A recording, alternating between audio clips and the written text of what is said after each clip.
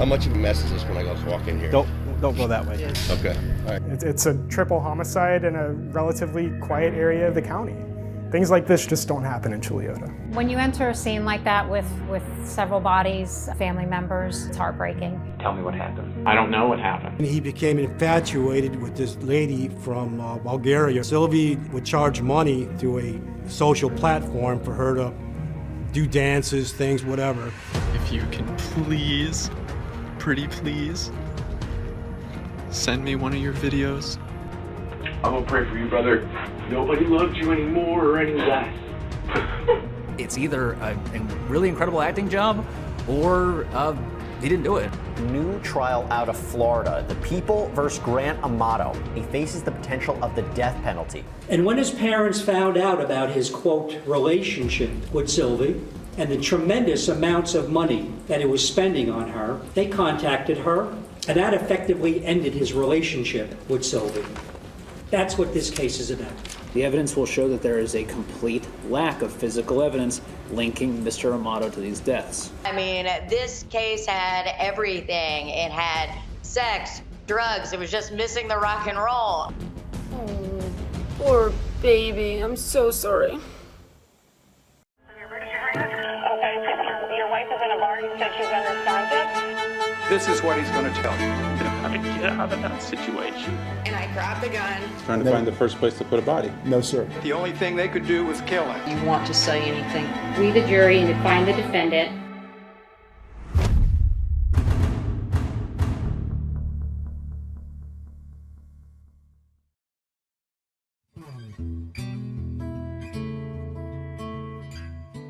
It's a part of Florida called Orlando North, Seminole County.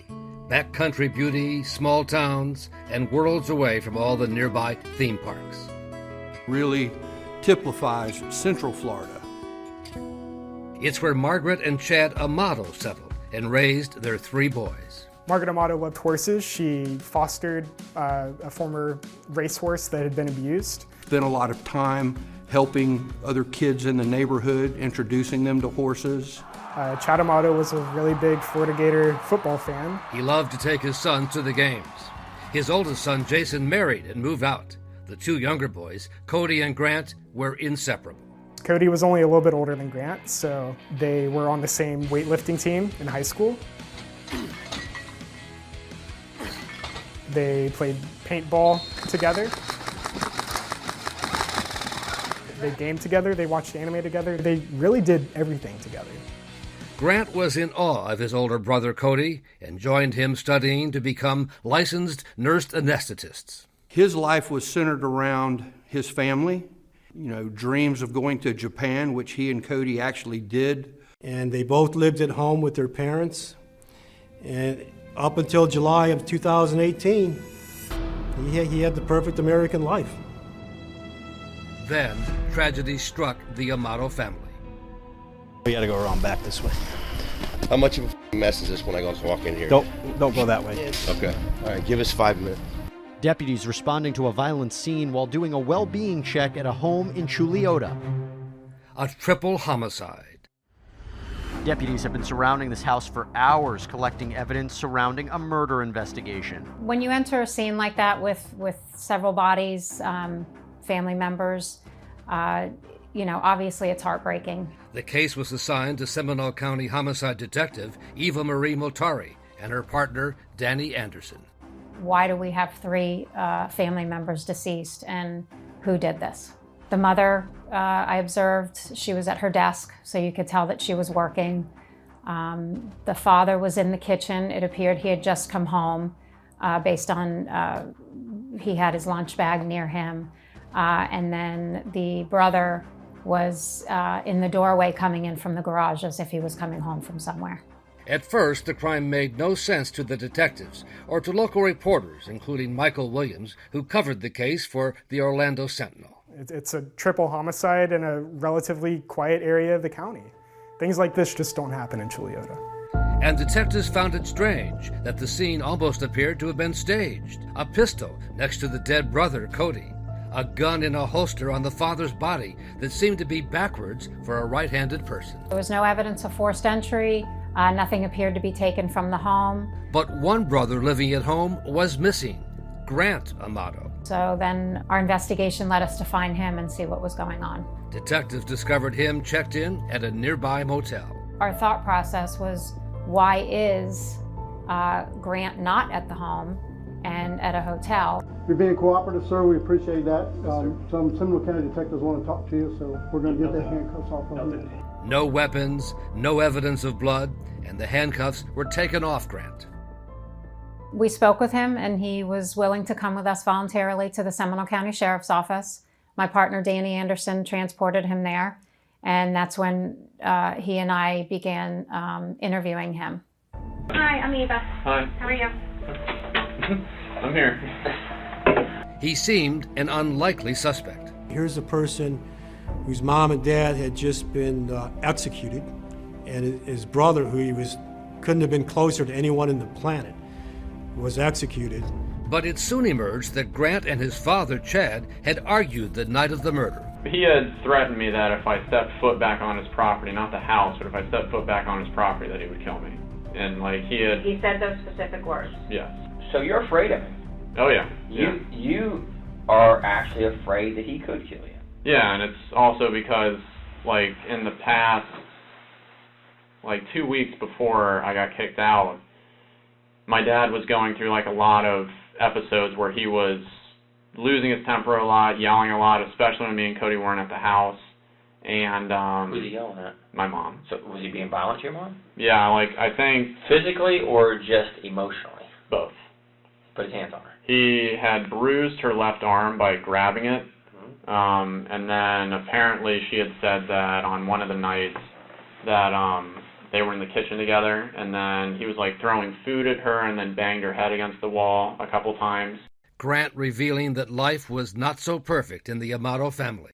Had Grant tried to protect his mother? Otherwise, detectives wondered, why would he do anything to harm her or harm his brother Cody, his soulmate? Your father wanted you out of the home. You know, did you guys get into a fight and an accident happened? You know, is this something that, you know, could have been prevented? Now's the time. Now is the time. So what do you think happened? To be honest. I think that there was something that obviously happened at the house. Tell me what happened. I don't know what happened. I know better. Listen to me. I know better. I can help you, Grant, with honesty. I can help you with honesty. I was kind of like pulling teeth to get out of him what he really thought happened in the home. We think something else happened before you left the home that you're either afraid of or embarrassed to talk about. But we need to know exactly what happened because, like Danny said, we can place you there at certain times. And so we need to know what happened before you left that house because you didn't leave with everything being okay. I honestly, I don't have anything else that I can really say. I mean, I don't know. He wasn't buying any of it. He denied it all. He said once he left the home, he never came back.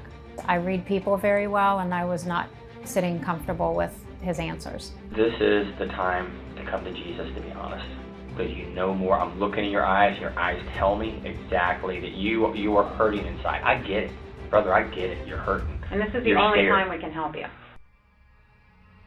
Grant Amato was in fact hiding something, and detectives were about to find out what that was.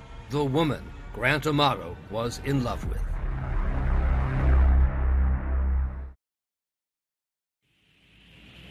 My full name is Grant Tiernan Amato. It did not take long for detectives to learn what Grant Amato had been hiding from them. The turning point in Grant's life was when he was accused of stealing medicine from the hospital job that he worked at. Ultimately, he was terminated. He lost his job and he started spending most of his time at home.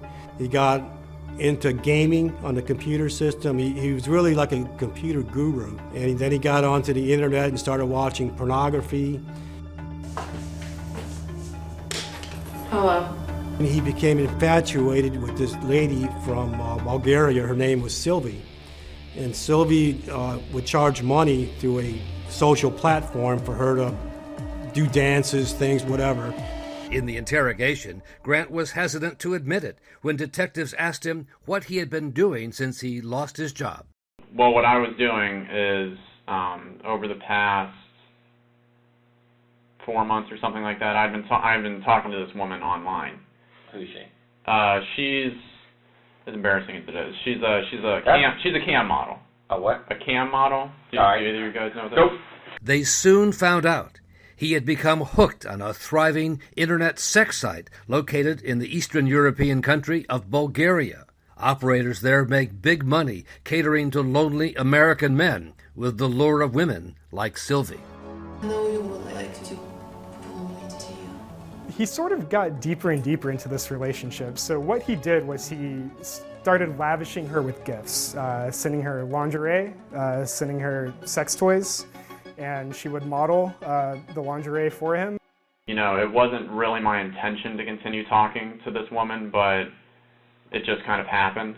And then because there was like that emotional connection, I guess you could say, between her and me, like I like, you know, it felt like a relationship, you know. Yeah, he was very talkative about her. He loved her, and you know, we tried to even explain to him that, you know, is this a real relationship? She lives in Bulgaria, you're here, but he believed it. He really did. The longer you kept with this one person, the more you could pay and the more sexually explicit it would get. And it was getting to a point where he was spending, you know, $1,000 to $2,000 a day just to watch her, you know, do certain things on the video. And he couldn't help himself. All right, Sylvia, look at me. I'm outside going to check the mail. And I'm asking you if you can please, pretty please, send me one of your videos. I love it so much when you just send them to me. Yeah, I don't like buying your stuff. It makes me feel weird. Could you please send me one, though? Okay. So how much do you think you spent on this? Probably close to like $200,000, I'd say. $200,000? Yeah. And where'd the money come from? Money came from me, my brother, and then my dad. He went through all of his money, then eventually he started getting money from Cody, and then he started stealing his parents' money. He ran up huge bills on his family's credit cards, forging their signatures, and even took out a fake line of credit on his parents' mortgage. In fact, his dad, Chad, remortgaged his house and just took it as a loss. And he was getting close to retirement. It all came to a crashing end there. So after his father, his mother, and his brother discovered the theft, they sort of gave Grant an ultimatum. He either has to go to a behavioral health care clinic, he needs to stop speaking with Sylvie. Grant's parents sent him to a private South Florida mental health clinic for what was supposed to be a 2-month program to help deal with his obsession and diagnosed depression. One thing that they never did do was they never reported the thefts to the police. They did everything they could to help him. When it was discovered that Grant was also stealing money from his aunt, his grandmother, and some of his cousins, his brother Cody actually offered to pay off the debts. So they really just wanted to protect him. But when Grant abruptly left the clinic after fewer than 2 weeks, his father and mother brought him to this restaurant and laid out a set of rules to follow if he wanted to live at home. Among the rules, Grant was to get a job. He was to stop spending all of his time online. He was to never talk to Sylvie again. And he was to apologize to his family. But Grant's obsession with Sylvie was too much, and he called her again after persuading his mother to let him use her phone, to the fury of his father. Oh, poor baby. I'm so sorry. You know, I didn't want to just stop cold turkey on it. So he had apparently found out, and then Unhappy. Right, and one of the stipulations was that he told me at the dinner was, if you speak to this woman again, you're out of the house. I'm kicking you out. You can pack up your shit, and then you're off my property. And then, because of the way that he used to be, he had told me that basically if that happens, that if I ever step back onto his property, that he would kill me. That was the day before the murders, and he kicked him out of the house. But Grant was sticking with a story that once he left the house, he had no idea what had happened to his family, other than seeing something on the news. He never asked us, are my parents and my brother okay? And to me, that's just, like, that would be my first question. Is my family okay? Those words never left his mouth until we produced it to him. But at one point, Grant suggested that maybe his brother Cody had shot his father and then himself. So if anything happened in the home, to bring law enforcement there, what would you think happened? That there was a shooting. Between whom? I don't know. Between Cody and my dad. And why would you think that? To protect me, or to help me, or to do something with me. Detective Moltari had been playing the role of the good cop, but it wasn't working. So what is it you need to tell us that we're missing? Step over. I mean, the only thing that I know is just that, I mean, I left the house later than what I had said. I'm one to be the rapport builder and the kinder, gentler to try and, I've got a lot of confessions that way.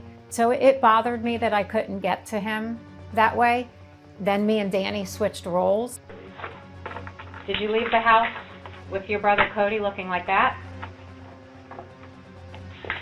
Or did you leave the house with your father looking like that? Or your mother? Is that how you left your family?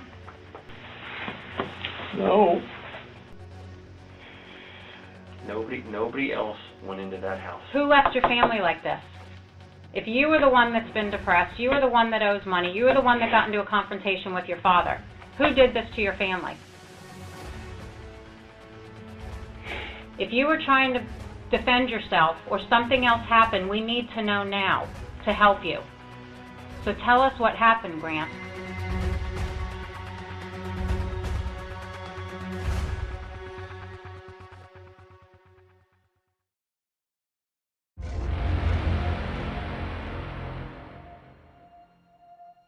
If Grant Amato killed his family, he had done so without leaving behind any evidence. There was just no physical evidence that actually matched Grant Amato to this crime scene. They just didn't find anything. When they arrested Grant at the hotel, he was in his scrubs.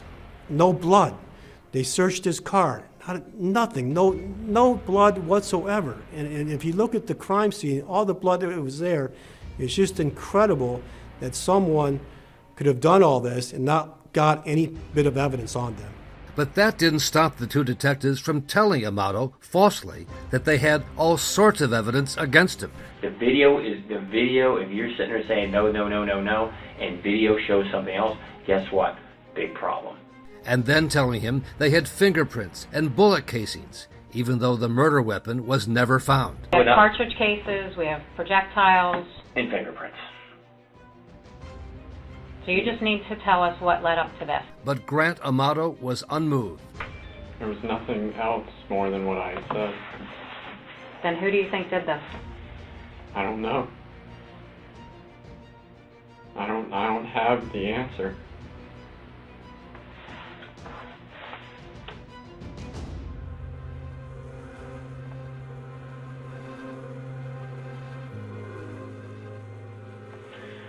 I'll give you a few minutes to think about this. The false claims about video and fingerprints, the crime scene photos, none of that was working. He was very cold and withdrawn. I did not see any emotion. All the different techniques that law enforcement's taught to try to get a confession in an interrogation were utilized, but it just didn't go anywhere. So detectives had one last card to play. They brought in Grant's older brother, Jason, who lived out of town with his own family and had been ruled out as a suspect.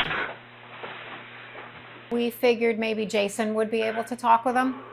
Not something that we do all the time, but after 8-9 hour interview and we knew we were not getting anywhere with him, we figured maybe Jason could come in and, get to him being brothers. All right, so I take it you know what happened. Yeah.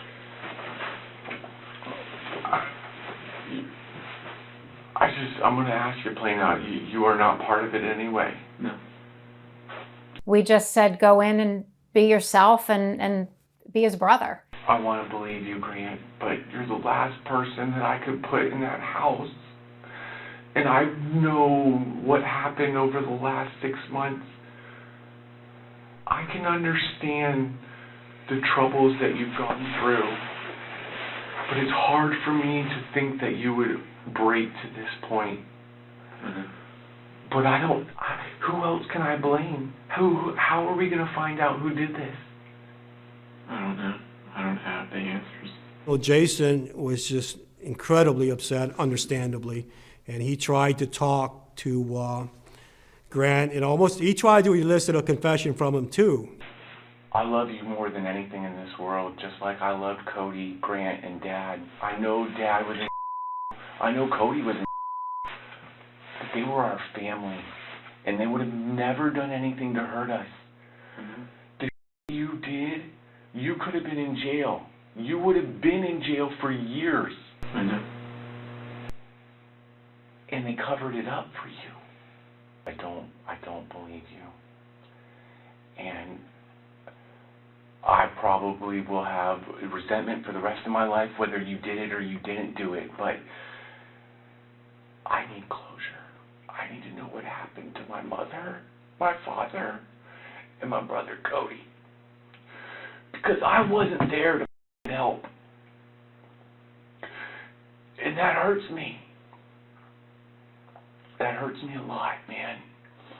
Jason was heartbroken. He lost his family, but yet his brother's sitting here who's being looked at for these crimes. Even if you did, it's going to be so hard for me to figure out what to do with you. You do not deserve jail. But I can't come to have attorney press charges for you to be killed. Grant, I need you to be honest with me, man. I need to have closure. And Grant just said, I don't know. And he couldn't get him. Jason tried to get him to admit that he did it, but he didn't. You already made the decision on whether or not they can live or not. That's not your job. All right, I'm ready. I do love you, though. Just remember that. Just like Mom, Cody, and Dad loved you. Nobody loved you any more or any less. At the end of the meeting with his brother, they hugged each other and said, I love you. And Grant said, I love you too, brother. And he says, well, we have to move on. But man, it was just very strange, very strange. I'm going to pray for you, brother, because I can't pray for Mom, Dad, and Cody anymore. But still, no confession. I just believe he was not going to break no matter what we did, who went in there to speak with him. He literally just had no affect whatsoever and believed his lies. And detectives had no choice but to let Grant Amato walk out of the police station a free man. But over the next 24 hours, as they looked into the story he had spun and where he had gone, nothing added up. Right after the deaths of his parents and brother, prosecutors said that he went to a supermarket parking lot and immediately got onto the phone, immediately logged into this chat room and started spending money on Sylvie again. If he had been cut off by his family, where did he get the $599 he spent that night as he logged on to Sylvie's Webcam site? That was around 3 to 4 o'clock in the morning. Again, just bizarre behavior. 2 days later, detectives showed up at the hotel where he was being watched. You're under arrest for 3 counts of first-degree premeditated murder.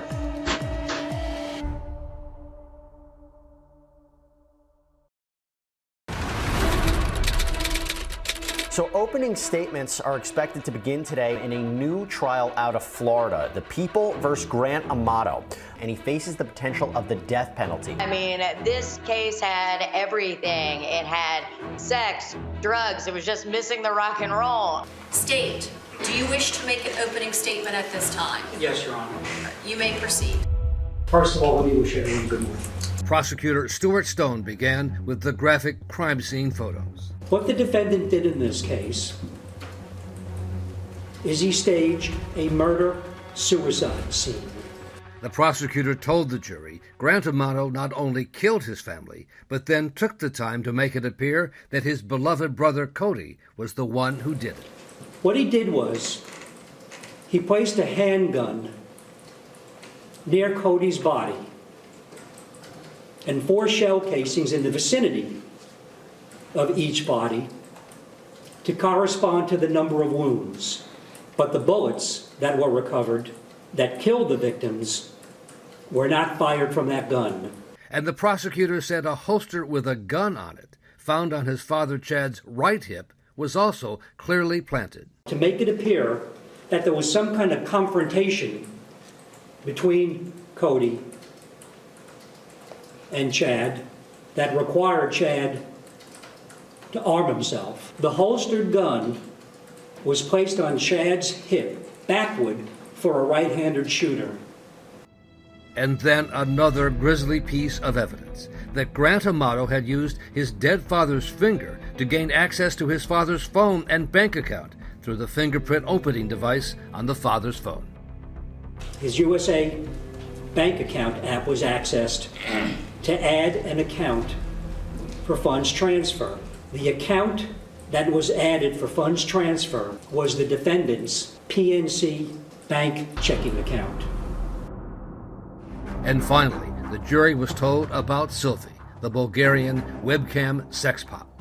And when his parents found out about his, quote, relationship with Sylvie and the tremendous amounts of money that he was spending on her, they contacted her, and that effectively ended his relationship with Sylvie. And to Grant Amato, that was the end of the world. There was nothing to live for, and he was furious with his family for ending his world. That's what this case is about. It's about his blind obsession with this woman, the end of the world as he believed it to be because of his family, and his absolute contempt for those that he held responsible. That's what this case is about. Thank you. For the defense, Grant Amato's lawyers knew they were up against overwhelming circumstantial evidence. It was a hard-fought trial throughout the whole thing. So in his opening, Jared Shapiro focused instead on what the prosecution did not have. The evidence will show that there is a complete lack of physical evidence linking Mr. Amato to these deaths. The fact that there was no physical evidence was a huge plus for us. No murder weapon was ever found, and even though Grant, with his brother and friends, often went to shooting ranges, his lawyer said Grant had sold off all of his weapons. The evidence will show that Mr. Amato sold these firearms in order to continue being able to afford to remain in contact with Sylvie. And finally, the motive. I mean, there was tension with the dad, that's for sure. But with his brother and his mother, he was very close with them. I mean, there really wasn't any motive to kill them. Therefore, after all of the evidence is shown in this case, we will request you all to return a verdict of not guilty. Thank you. Central to the prosecution's case was the 8-hour interrogation of Grant Amato, conducted by detectives Eva Marie Motari and Danny Anderson. Investigator Anderson, come forward, raise your right hand, be ready to be sworn, please. Detective Anderson described the session, including the part of the tape where Grant Amato is shown the photos of his dead family and appears to be crying. Was he crying? No, I believe it to be a feigned cry. And the detective said that over the long hours of the interrogation, Grant never once denied killing his family, what the prosecution would call a tacit admission. He's not denying. He said there's nothing else he can say, which to me is different than I did not do it. But defense lawyer Jeff Dowdy was ready to bore down on cross-examination. I really attacked some of the witnesses in the trial, challenging Detective Anderson for lying to Grant Amato during the interrogation. You could tell him that you know where he was because of his cell phone? In some cases, yes, sir. Okay, but that wasn't the truth, was it? Not completely, no, sir. Just a strategy, because he didn't have a cell phone on. You also told him that there was surveillance that shows no one else came to that house. Yes, sir, I told him that. Okay. And of course, we all know that's not true. again, a tactic to elicit a response from you. Yes, sir. Right. And then a series of questions about the use of Grant's brother Jason in the interrogation. And you're hoping that he might elicit something or say something that would incriminate him? Yes, sir. But why, instead of zeroing in on Jason as a suspect, was all the focus on Grant? So we did narrow in on him. His story makes no sense. His explanation is impossible. And he just continues to lie about the most mundane things. Including Grant's version of going to the Publix grocery store right after the murder and how he got the money to contact Sylvie. So everything that this whole case is around is this money and this Bulgarian cam girl. So Dad gives you, he's giving you the ultimatum, you're out of the house and I'm going to kill you if you set foot on my property again. But during the course of the search warrant of his room, we find Dad's credit card. Why would, in our minds, why would Dad give him a credit card to use if he's kicking you out of the house for the rest of your life? But Anderson wasn't through yet. Under Florida law, jurors can pose questions themselves, read by the judge, and a number of them seem to think Jason could be the killer. You didn't find the conversation between Jason and Grant strange? Like Jason was setting him up? Has Jason's financials been gone through? We've looked at everybody involved in this investigation. I didn't take it as Jason setting his brother up. We can account for Jason's time during the time of the deaths of these family. To go backwards and forward, we can account for his times. And another question from a juror, again about the failure to pursue Jason. Question is, why was person of interest Jason not brought in for a chat like Grant? Both would have been a person of interest. We could verify his locations, and none of them were anywhere near the Julota Salt Circle area. But the questions from the judge and the jury gave the defense team hope they had raised reasonable doubts. And now they had to decide whether to put Grant Amato on the stand to testify as their last witness. And what I told the judge, I said, at this point, we intend to call Mr. Amato to the stand.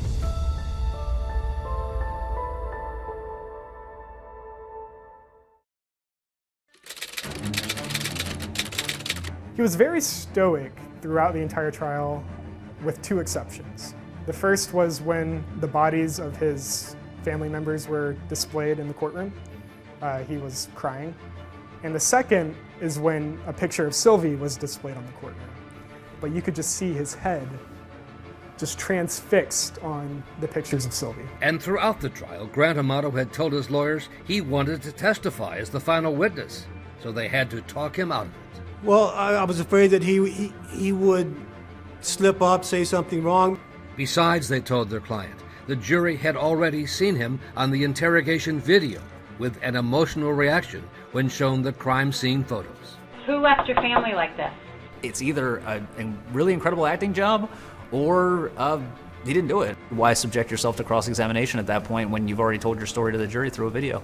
Ultimately, I made the decision around midnight, not put him on the stand. So the defense rested. The attorneys will now present their final arguments. Is state ready to proceed? And for prosecutor Dominic Leo, it was all about Sylvie. Good morning. And so how do I show that his obsession with her was such that he'd be willing to murder his family? I don't have to show that at all. You know why? Because when I showed those pictures of Sylvie on the projector up there, I know some of you looked at him. And I know what you saw, because I saw the same thing. He was transfixed on those pictures. Tunnel vision on her. But for his closing, defense lawyer Jeff Dowdy made not one single mention of Sylvie. Instead, his focus was on the lack of any physical evidence.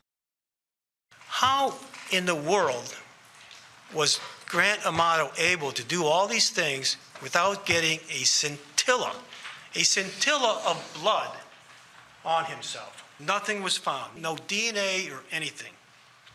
The state has the burden of proving Grant's guilt beyond a reasonable doubt. I submit to you, they did not meet that burden. The jury was out for most of the day.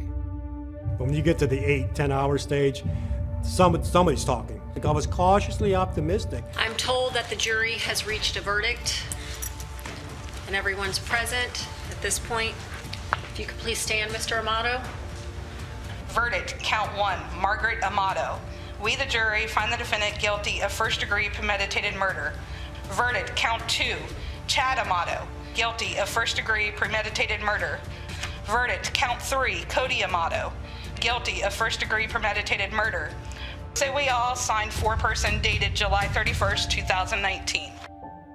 Now, the stage was set for the state to seek the death penalty for Grant Amato. Every one of the findings that they needed to make to sentence him to death, they found. They found every one of those. And a new team of defense lawyers took over, with the odds stacked against them. I think the cold, calculated matter of the murder was definitely the biggest hurdle to overcome. I just felt like that we were walking towards death. I felt like that this jury was going to sentence him to death unless they were given something significant. And the defense hoped that would come from Grant's brother Jason, who was in the courtroom throughout much of the trial. The rest of the Amato family were very, very angry, and they wouldn't talk to me. They wouldn't meet with me. And so, Jason was the only game in town. He was the only person from the Amato family that took the stand. But he was called by the prosecution. Good morning, Mr. Amato. How are you? Good morning, Mr. Stone. With the prosecutor using Jason's testimony to show the impact of the murders of his parents and brother. There are so many memories, stories, and special times that I will never forget. However, I will never be able to make new ones. One of the biggest things I miss is being able to talk to my mom. It's been 208 days. Sorry. I really miss her voice. Though they are gone, I want everyone to know Chad, Margaret, and Cody are amazing people that will live on forever. That's it.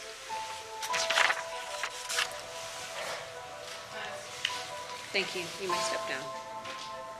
But Grant's lawyer, Jeffrey Luco, surprised the court, saying he had a question for Jason. Mr. Amato, Jason, I am going to need you just for one thing. Yes, sir.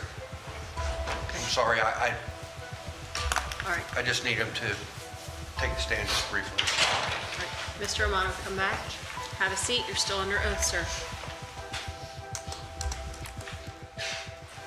And for the defense now, it all depended on what was about to happen. I broke the golden rule. You never ask a question that you don't know the answer to. Despite everything that's happened and all the loss that you've suffered and everything, do you love your brother, Grant Amato? Yes. Okay. I have no other questions. Would that one-word answer, yes, his brother still loved him, would that be enough for the jury to spare Grant Amato's life? There was an audible sigh of relief as I was walking back to the table when he gave me that answer. Members of the jury, attorneys will present their final arguments. Each side will have equal time. The state will go first and then the defense. Mr. Stone, you may proceed. Well, thank you very much. And Prosecutor Stone wasted no time in reminding the jurors of what he said was a cold and calculated, premeditated murder. And when you're confronted with the reality that it is indeed hard to vote for the death penalty, please think of the overwhelming, mind-boggling enormity of what this defendant did. Just think about that. I say this respectfully. Every single one of you said that you can vote for the death penalty in the appropriate case. If there was ever an appropriate case, this is the one. Thank you. Now, Jeffrey Lukel, in his closing argument to the jury, needed to paint Grant as an ordinary guy who fell victim to an obsession, Sylvie. An addiction, something that consumed him, something that caused him to kill his family. And he ended with a clip of the interrogation video, again focusing on what Jason had to say about loving his brother, Grant. I do love you, though. Just remember that. Just like Mom, Cody, and Dad loved you. Nobody loved you any more or any less.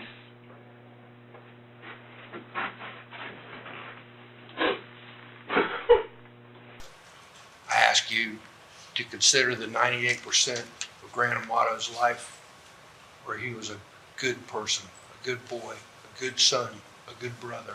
I believe everything that's been presented here screams out for a life sentence. I ask you to return one. Thank you. Under Florida law, the jury had to find the arguments for the death penalty, the aggravating factors, outweighed those against, the mitigating factors, and by a unanimous vote. Jury verdict as to death penalty. Having unanimously found that at least one aggravating factor has been established beyond a reasonable doubt, Section A, and the aggravating factor or factors outweigh the mitigating circumstances, Section D, It did not look good for Grant Amato. we the jury unanimously find that Grant Amato should be sentenced to death. No.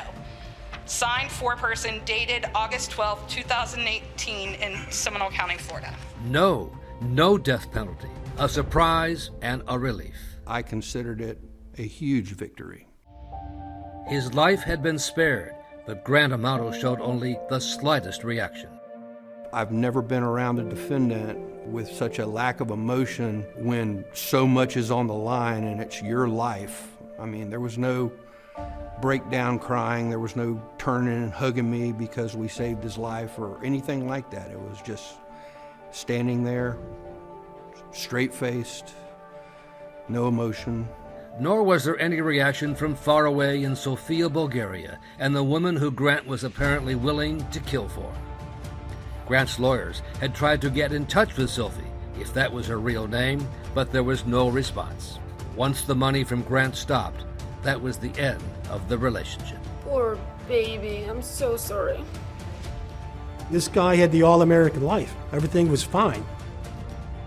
And in 12 months, we're standing before a jury arguing to save his life. It's just terrible the way it ended up. He will die in prison.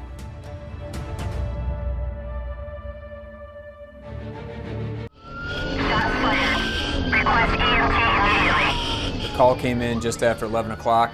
911. I need help. My husband was shot. His wife was there, Kamaya Hassel was there, kneeling down next to Sergeant Hassel, hugging him, covered in blood, crying. Hey, back up! Whoa, whoa, whoa, whoa, whoa. Very upset. No.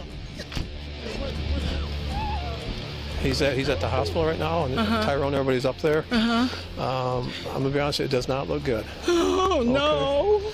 He was the pride of his family. He shot up the ranks and made sergeant at an incredibly young age. You wait and wait and wait for that time for that boy to grow up and become a man and become your friend as well as your son. And it was all taken away from him. The evidence will clearly establish that Jeremy Cuellar is a full-blown psychopath. I could tell by the way you look, man, you want me to burn in hell, sir. And I understand that. This guy got into you, he got into your head, you guys are working together, he's playing you. That gun was never in her hand, but her fingerprints are all over this murder. So yes is the answer to the question. You are also being a manipulator in this situation, correct? I guess that's a fair statement, yes. And without those statements, the prosecution has no case against Kamaya Hassel. Okay, your wife is in a bar, you said she's unresponsive? This is what he's going to tell you. How to get out of that situation. And I grabbed the gun. Trying to find the first place to put a body. No, sir. The only thing they could do was kill him. You want to say anything? We, the jury, need to find the defendant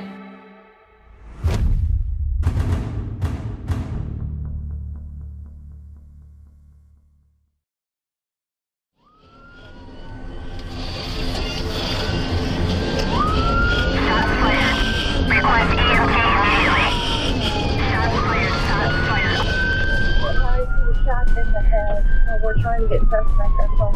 It's New Year's Eve. The call came in just after 11 o'clock. 911. I need help. My husband. Hello? Hello? Yes. I need help. I need help. My husband was shot.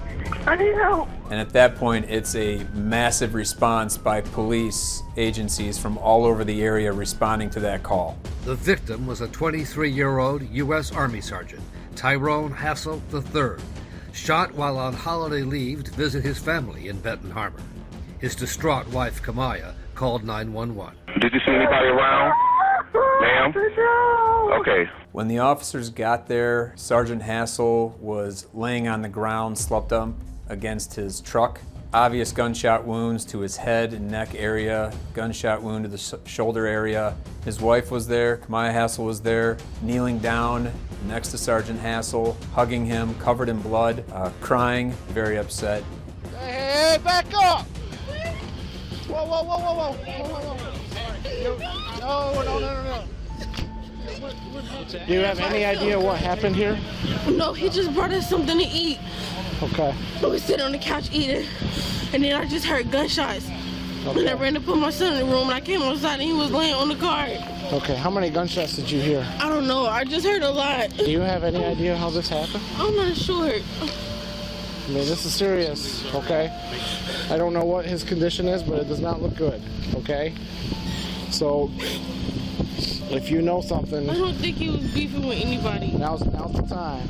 Then Sergeant Hassel's father, Tyrone Jr., arrived on the scene. You know who he is? My son. It's Tyrone Hassel III. Tyrone Hassel III. Seeing what I saw, I seen my son on the gurney. I can see the hole in the front and the back of his head. I was just hoping that some way, somehow, they can save his life. But I knew he was dead because I was looking in his eyes and it was no motion. He's at the hospital right now, and Tyrone, everybody's up there. I'm gonna be honest, it does not look good. Oh no! Okay. At first, the police were just trying to really, contain the scene, preserve all the evidence, and try to figure out what's going on. A couple options that they originally thought could have been a robbery. I thought that somebody may have tried to take his truck. He had a nice truck. He wore a nice jewelry. People knew he was in the military, and Benton Harbor is kind of a very low income city, and I thought somebody was just trying to get an easy come up. There's evidence on his body. This may be a robbery, dude. We need to know if he had money. We need to know if... Go to the hospital, will you? But after some, real quick digging into it, that didn't seem to be the case because Sergeant Hassel still had his wallet with him with money. His phone was with him, keys to his truck were right there, so nothing appeared to have been stolen. All right, ma'am, we need to secure these people here. Hey, bud, you know what, this is messed up. We gotta get you guys out of here so we can secure the scene, okay? We gotta collect some evidence. I know what the hell's going on. Ma'am, you gotta come out here with us, okay? Come on out here with me. Right. I'm not trying to say anything by saying this, but I have to ask, okay? Was there drugs out here? Like, was he doing a drug deal? No, nothing that he's told me. My son don't have no file, anything. He don't have a record. He told me a long time ago, Daddy, if I go to jail, somebody frame me. My son walked a straight line his entire life. So whatever happened right here, huh? The bullet casings telling a story. There's one, 2, 3. And then number 4 is right there. 4. Maybe there was 4. 2 to the head, 1 to the neck, 1 to the shoulder. Whoever shot him was either laying in wait or walked up on him because they shot him right up next to his truck right outside the door. It was a point-blank shot, I'm sure. Somebody knows something. The next route the police were looking into was possible mistaken identity. Maybe they thought the victim, Sergeant Hassel, was somebody else when the shooting took place. And police soon learned from his friends and family that the sergeant's younger half-brother, Benny, had been running with a bad crowd. More than likely, Benny was probably the target. He just happened to step out at the wrong damn time. If I had to guess, that's what my theory on this whole thing is. Sergeant Tyrone Hassel III was pronounced dead on New Year's Day. A cruel ending for the life of a young man who had worked so hard to make it out. In the city of Benton Harbor, there's trouble everywhere you go. Trouble will find you. But he just kept his focus on sports. 20. Oh, shit!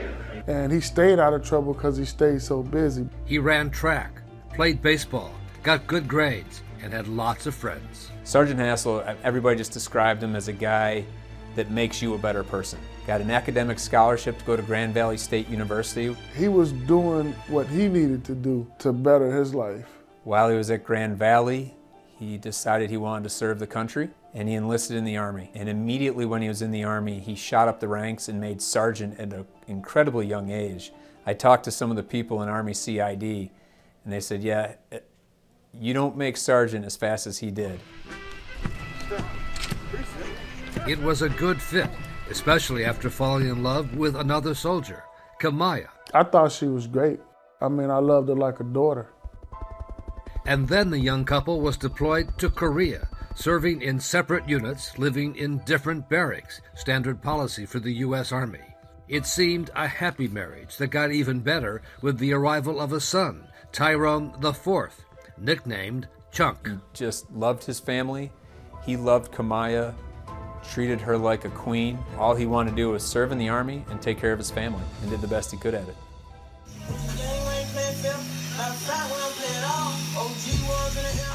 Home for the holidays, he told his father how happy he was, happy with the Army, happy with his family, and always happy to know he would soon be having some of his father's home cooking.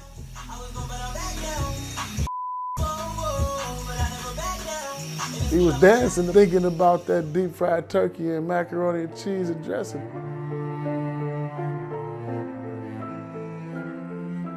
I thought he was going to be a very successful young man, a very successful father and family member. I mean, he did things that at that age that it took me years and years and years to do.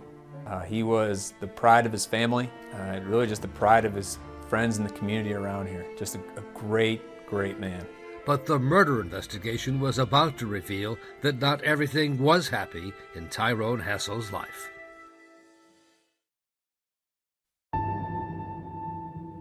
The family wants to find the person responsible for a New Year's Eve shooting that left a 23-year-old active military member dead. You don't know why this will happen to him, so we really, really want to know why. As detectives returned to the scene in daylight looking for more clues, there was still no answer to that question of why Tyrone Hassel's son was murdered. We're still working it. We don't have much right now. Police showed the heartbroken father surveillance photos of possible suspects pursuing the mistaken identity theory that the real target had been the victim's half-brother Benny. I've talked to Benny, man. Benny's got something he's holding back. Hey, Walt, how are you? Ornery as ever. Ornery as ever? Down the block, a neighbor came forward to report a suspicious man parking his car just before the shooting. Because he was here, what, 2 or 3 days ago and parked there. The same way. There were a lot of tips coming into the police on this case, and they followed up every single one. And they did that for about 10 days. Tip after tip coming in, they just kept following up on them. But after talking with dozens of friends and family members, all right, good luck, man. And even the half-brother Benny, nothing panned out, and the mistaken identity theory was dismissed. But I always kept saying, man, this ain't right. This is personal. And when they said that they probably thought it was a case of mistaken identity, I said no, because whoever did that seen his face. And then the family's public pleas for help paid off. There was an anonymous call that came in to the St. Joe Township Police Department. Why you think this happened the way you do? I'll help you with that. And it was a woman calling saying, you need to take a look at people within his own battalion and platoon who may be responsible for this. So they were all in Korea, and that's where it started. Claiming Sergeant Hassel's wife Kamaya was having an affair with another soldier. He and the girl had a relationship going on, and that the guy that died had said something to him, so they had words, and then he had threatened him And what I think I heard you understand is this relationship started in Korea, and there was a words exchanged or a confrontation between the husband, Tyrone, and the killer there. Right. I don't know if it's there or here. The only thing is that the funeral is tomorrow. You guys should look at the wife. So now the investigation quickly shifted to Fort Stewart, Georgia, where Tyrone and Kamaya were based, a place that held some dark secrets. There were 2 Army specialists that came forward in Fort Stewart to their criminal investigation divisions and began to give a statement about what took place. One of them revealing that Sergeant Hassel had learned his wife Kamaya was indeed having an affair with another soldier. You said Hassel did know there was something going on between the two of them. Yeah, her husband caught her. Okay. The other soldier allegedly having the affair with the victim's wife was identified as Specialist Jeremy Cuellar, known as Quay. What did Quay say about, did he ever talk about her while he was on leave, anything like that? He just can't wait to get back to the States so he can get a divorce from his wife. And then another soldier revealed he had sold Cuellar a Glock pistol just 2 weeks before the murder. I know how to use it, show him how to unload it, load it, clean it, take it apart, disassemble it, put it back together. It was more than enough for Army investigators at Fort Stewart to place Jeremy Cuellar under arrest. Gotcha. And now we brought you down here for a reason, okay? Have they told you or informed you anything about why you were picked up last night? Okay. But Cuellar cut off any questions after being advised of his rights. And at this point in time, do you wish to have a lawyer? But he apparently had already talked plenty with another soldier in his platoon. And he said, I did what I had to do. I went up there and I took care of it. He talked about the number of shots he fired, what gun he had, how it came about in the driveway of Sergeant Hassel's family. So the next question was, what about Sergeant Hassel's wife, Kamaya? She had already been at the police station days earlier, in tears, offering to help find her husband's killer. But she made no mention of the affair or her lover, Jeremy. Did she know what he had done? What happened with something on Facebook? Yeah. They contacted Sergeant Hassel's father, Tyrone Hassel II, and said, we need to talk to you. Can you bring Kamaya down with you to the station? So when I walked up to her, I said, hey, we got to go to the sheriff's department. She was like, okay, come on. And we walked in. He was like, Kamaya, you go right here. Mr. Hassel, you have a seat right here. And they took her behind a secured door. Came right back to me, and he said, Mr. Hassel, go home. It's going to be a long night. I kind of like slowly walked away like, what the heck just happened? Kamaya was indeed in for a long night, about to be questioned by State Police Detective First Lieutenant Andrew Lunguski. We didn't know if we had a boyfriend who was maybe obsessed with her a little bit and acted on his own because he was saying that he had committed the homicide, or if she was actually involved. The detective began with questions about the affair with Jeremy. What was going on? Did he just start working you? Did it start in Korea? Is that where everything started going? Because there's no doubt about it. This whole relationship's going. In Korea, that's where it started. Like, we weren't sexual or anything, but we were really close. But you are now. We're really close. You guys were probably sexual somewhere throughout all this. You have to be to have this kind of, for him to get this hold on you, he's had to break through sexually to you, I'm guessing, first. Not even just sexually. I just was feeling so bad, like, with Todd. Like, nothing me not wanting to be with him, but just how I was being treated. I was just feeling so bad. And it's just like he was just there, like, listening and everything. Like, he listened, like, he listened to me, and I felt like with Todd, it was times where he wouldn't listen to me. And she was very well spoken. She seemed to be very believable as far as she was sad that her husband was gone. Told me that she wouldn't want to marry again because nobody treated her as good as her husband did.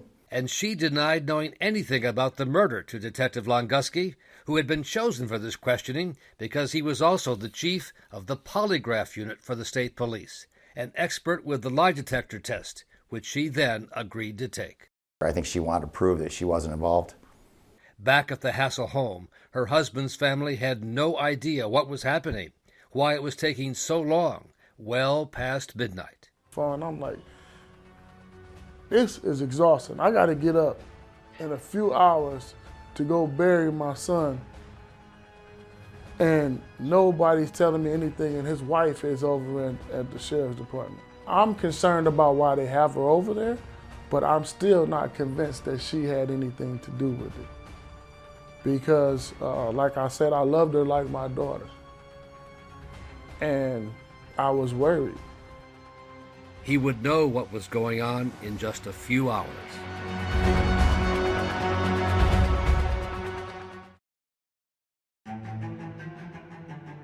On the surface, she looks like a nice young lady, you know, a military person.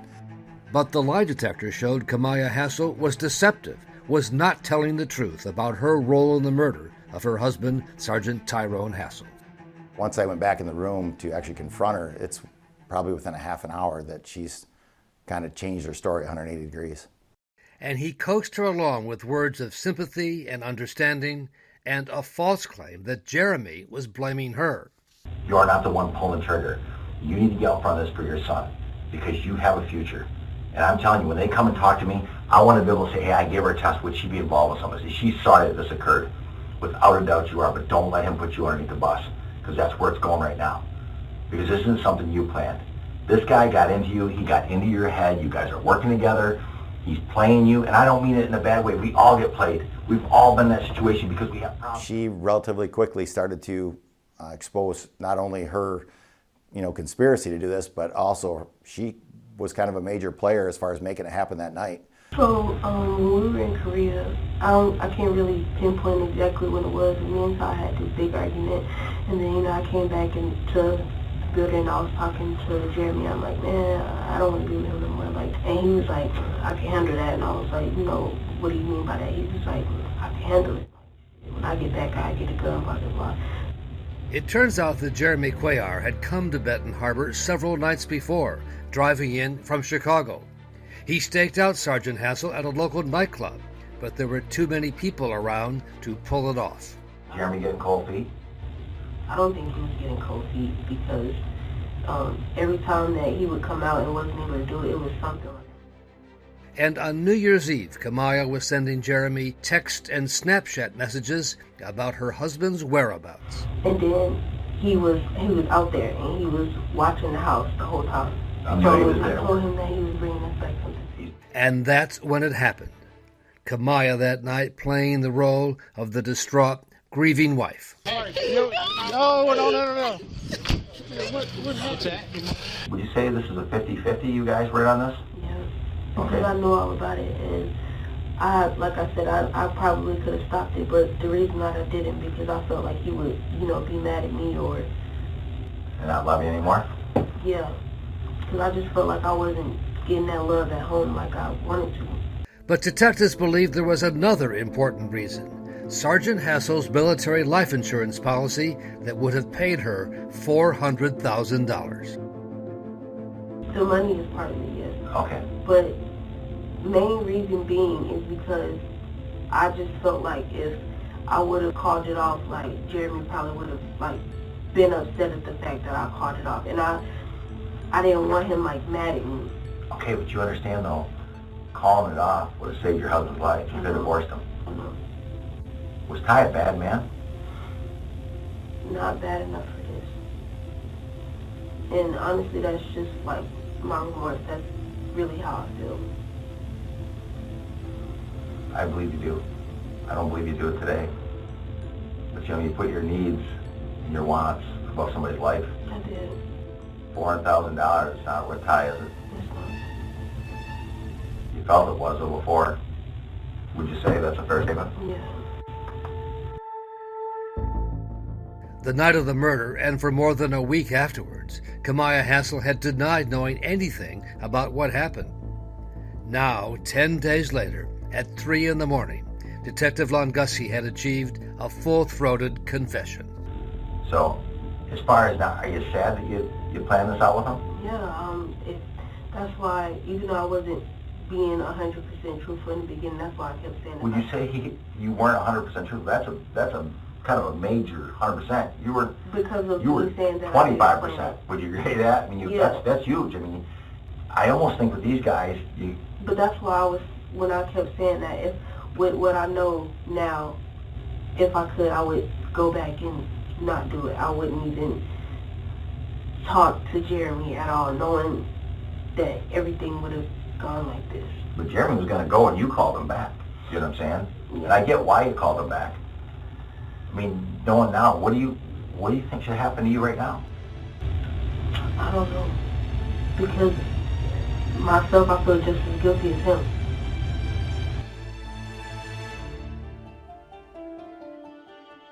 Detectives came to the Hassel home to break the news in person. He said, we solved your son's case. I was like, who was it? He said it was Kamaya. And my family just went into an outrage. And I was still, I think I was still in denial. I didn't want to believe it. I couldn't believe it.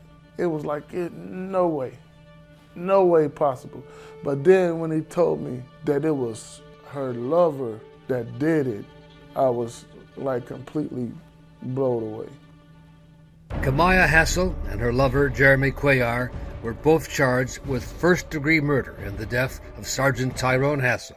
I lived with this person for 11 days after my son was killed. My entire family comforted this person. We took her in like one of our own. She was the person that, that was behind my son's murder. Do you have any idea what happened here? No, he just brought us something to eat. Angry wasn't even the word. I would have killed her. Instead, he would be the first witness against Kamaya Hassel when she went on trial for murder.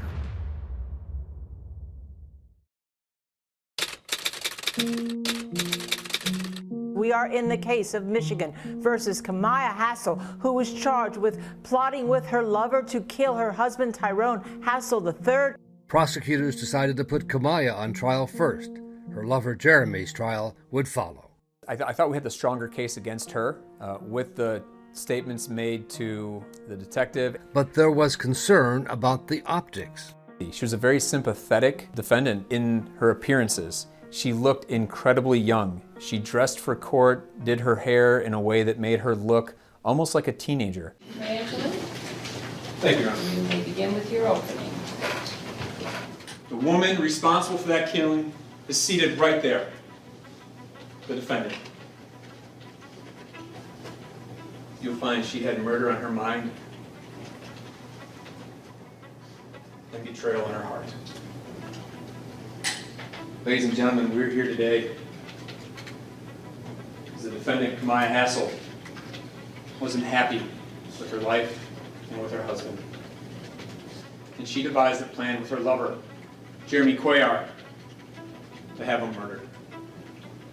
And in the end, you'll see from the evidence, it was all about her and what she wanted.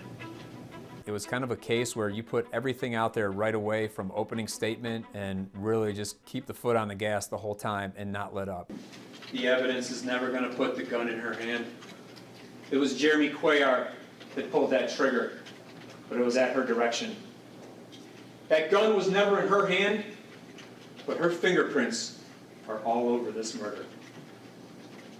Kamaya Hassel's lawyer, Chris Kessel, sought to portray his client as a victim, too, of a crazed lover and unfair police tactics in gaining her confession. Ladies and gentlemen, there is no question that Sergeant Hassel's death is not just sad, but is a tragedy. Convicting someone who's not responsible of murder, that is a tragedy too. Jeremy Cuellar is directly, no question about it, responsible for Tyrone Hassel's death. And I think the evidence will clearly establish that Jeremy Cuellar is a full-blown psychopath. But it was Kamaya Hassel's videotaped confession to Detective Longuski. Myself, I feel just as guilty as him. That was the biggest challenge for her defense lawyer, after first trying to keep it from the jury. They did their best to try and prevent it, but it's admissible evidence, so there wasn't much that he could really do to prevent that from coming in. So Kamaya Hassel's lawyer told the jury he would prove the detective manipulated her and wore her down to get a false confession in the middle of the night. It's only then, after she's been poked and prodded, not literally, but it's only at that point, after hours and hours of denying, that Kamaya Hassel makes this statement. And that's important, ladies and gentlemen, because the essence of this case is that statement. Thank you, ladies and gentlemen. Thank you, Jimmy. The prosecution began by taking the jury back to the crime scene that New Year's Eve, as seen through the eyes of its first witness. Mr. Hassel, was your son murdered at your home in the driveway New Year's Eve 2018? Yes. It was the first time he had seen his daughter-in-law, Kamaya, since the day she was arrested. She never made eye contact with me. Never, not once, actually looked at me in the eye. So I was just thinking, I don't know, she was heartless. For him, time had stood still since that night. When I arrived, the paramedics was already there. And when they lifted him up, I saw my son, back of his head explode out. And his eyes were open.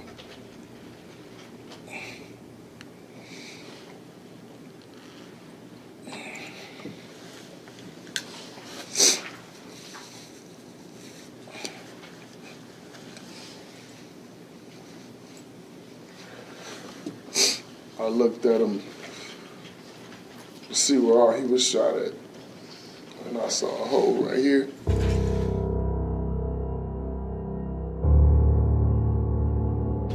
Judge, I have no questions for Mr. Hassel. Thank you, sir. You may step down. And Mr. Perangeli, you may call your next witness. Thank you, Your Honor. We will call Detective Andrew Linguski. Probably the best evidence to come forward is really Detective Linguski with his confession. And so we're going to play that video. But essentially, can you tell the jury the basics of what she told you, sir? She told me that she did plan it with Jeremy and that they had tried on several occasions to make it happen. We admitted the confession, essentially just played a 45-minute straight-through video of her giving all the details. She never once told you, she said, no, don't do that, did she? No, she did not. And then in writing, Kamaya initialing the key statement. Yes, the first question I asked was, did you plan with Jeremy to kill Tyrone?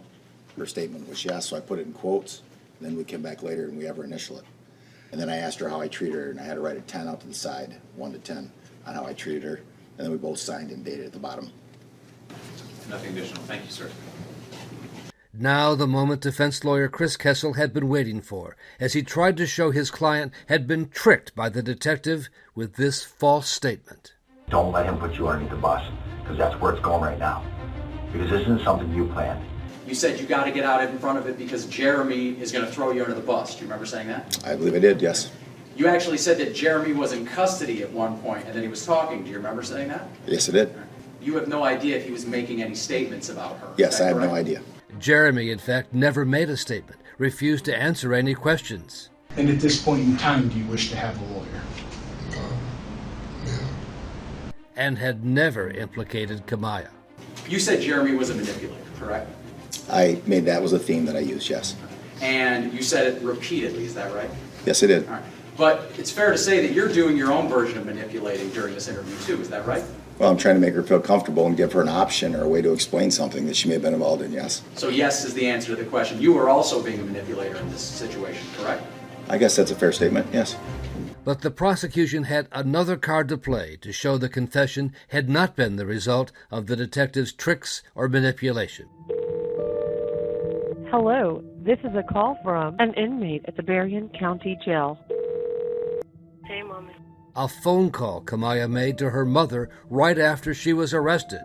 The prosecution's last piece of evidence. What's going on, Kamaya? I'm in the jail Why are you in jail? because I knew what was going on. What you mean you knew what was going on? I knew what was going on with Tyrone. You what? I knew what was happening. Kamaya, are you serious? You gotta be kidding. I'm serious, Mama. I just knew that you would be disappointed. I just felt Kamaya, bad. Girl, you 22 years old. And these people talking about something, you was living a double life and you done had your husband killed, the father of your child, and you talking about I'd be disappointed? No, I'm disappointed in this. Kamaya, is somebody coercing you to say this stuff? Because this sounds like a TV show, a dream. No, they're not, Mommy. I can't hear you. No, they're not. But did y'all think y'all was going to win with that? I thought that was good. The prosecution rested, and all that remained for the defense was to decide whether Kamaya Hassel would testify.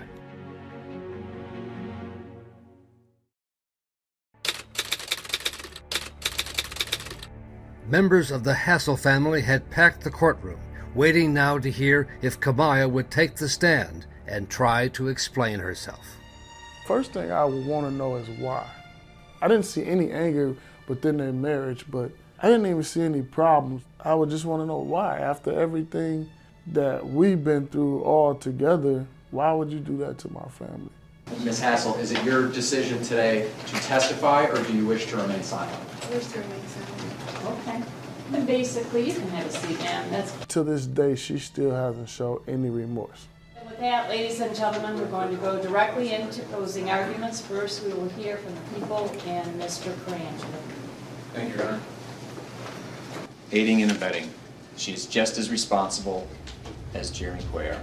She needs to be held accountable, same as Jeremy Cuellar, because she is just as responsible. She assisted in this crime. She gave aid. She gave counsel. She procured it. She abetted to encourage it. All the evidence shows that. And she conspired with him to do it. And then prosecutor Steve Perangeli again played the key parts of Kamaya's interrogation tape. Her confession.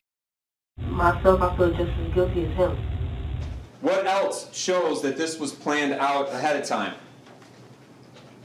Her own statements to her mother. Why did all this come together? It was planned in Korea. Surely, she was not giving a false confession to her mother when she said, "We planned it." After that point, I don't think there was very much else the jury needed. Hold her accountable. Agree with her that she is just as guilty as Jeremy Cuellar. Thank you. Thank you. Mr. Kessler. For the defense, the task was to somehow undercut the power of the interrogation with Detective Longuski. He is by far the best that I've ever seen. No question about it. He is as skilled an interviewer as I have ever seen. And that is the whole case, ladies and gentlemen. The whole issue is, do you believe that Kamaya Hassel made those statements because she had been manipulated by a pro? She had been denying all of this stuff for days, weeks, hours. And it was only after Detective Longuski went to work that she changed her story.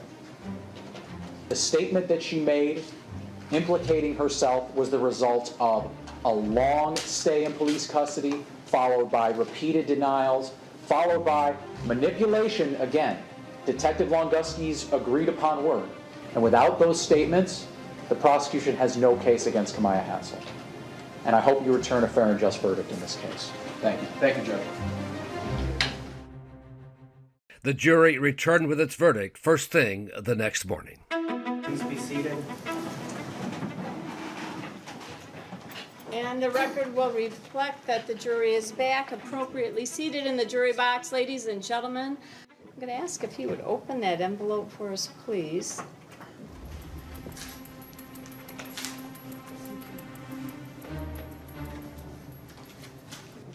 I'm going to ask, sir, if you would please read in count 1 the verdict. Guilty of first degree premeditated murder as aider or abettor. Thank you. And as to count 2. Guilty of conspiracy to commit first degree premeditated murder. All right, thank you. She was very stoic, emotionless, no reaction from her. Even as she realized what was ahead.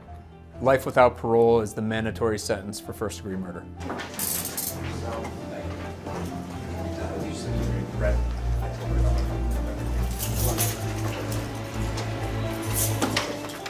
But the case was far from over. Prosecutors knew there would be no justice without a conviction for Jeremy Cuellar, accused of actually pulling the trigger. So Jeremy's case was set another month down the road, and we were ready to go with that case.